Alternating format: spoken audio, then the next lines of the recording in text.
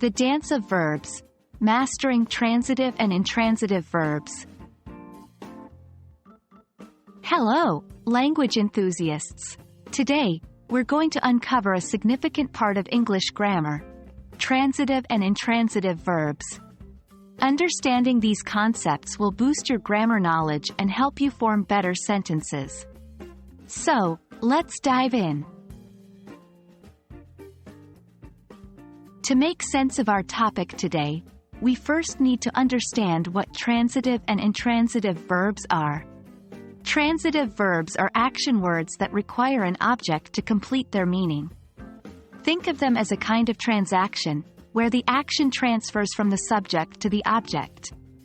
For example, in the sentence, I read the book, read, is a transitive verb that needs an object, the book, to make sense. On the other hand, intransitive verbs are action words that do not require an object to complete their meaning.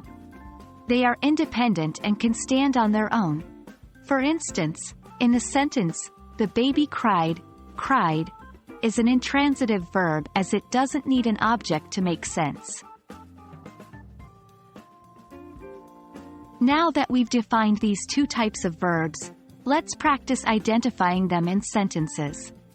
Remember, a transitive verb requires an object to complete its meaning, while an intransitive verb does not. For example, let's look at the sentence, she eats an apple. Eats here is a transitive verb because it needs an object, an apple, to complete its meaning. On the contrary, in he runs is an intransitive verb because it doesn't require an object to complete its meaning. A great way to test whether a verb is transitive or intransitive is to try and remove the object. If the sentence still makes sense, it's likely that the verb is intransitive. But if it doesn't, then it's probably transitive.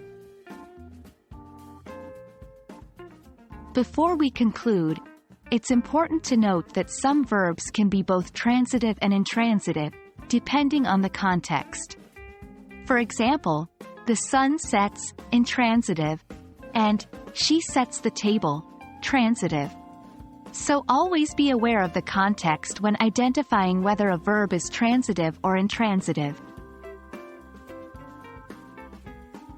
And that wraps up our exploration of transitive and intransitive verbs.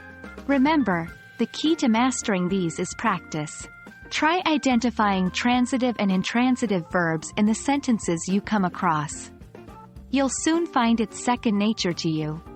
As always, keep practicing, stay curious, and happy learning.